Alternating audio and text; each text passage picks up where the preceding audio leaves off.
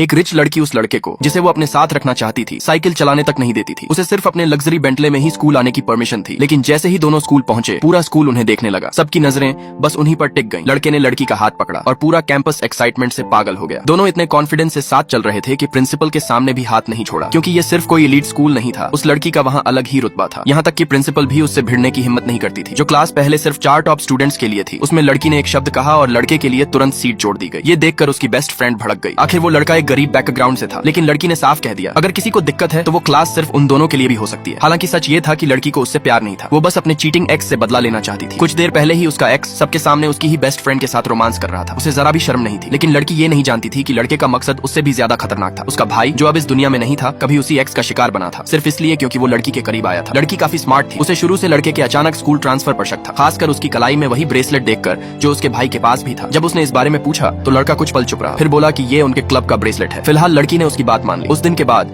लड़की की प्रोटेक्शन में लड़के की पूरी जिंदगी बदल गई। जो सीनियर पहले उसे परेशान करता था, अब उसी के सामने घुटनों पर बैठकर माफी मांग रहा था, क्योंकि लड़की अगर सिर्फ एक शब्द बोल देती तो उसके पिता का पूरा बिजनेस बर्बाद हो सकता था। कुछ दिन पहले तक वही सीनियर उसे नीचा दिखाता था और कहता था कि एलीट स्टूडेंट्स को रिस्पेक्ट देना सीखो। लड़का जानता था कि वो लड़की के एहसान वैसे वापस नहीं चुका सकता, लेकिन उसके अपने तरीके थे। अगले ही दिन उसने लड़की को बेंटले छोड़ने पर मजबूर कर दिया और खुद साइकिल पर पीछे बैठाकर स्कूल ले गया। इतना ही नहीं, उसने उसे सड़क किनारे के स्टॉल्स पर खाना भी खिलाया। जो चीजें आम लोगों के लिए रोजमर्रा की थीं, वो उस रिच लड़की के लिए बिल्कुल नई और सरप्राइजिंगली बहुत मजेदार थीं।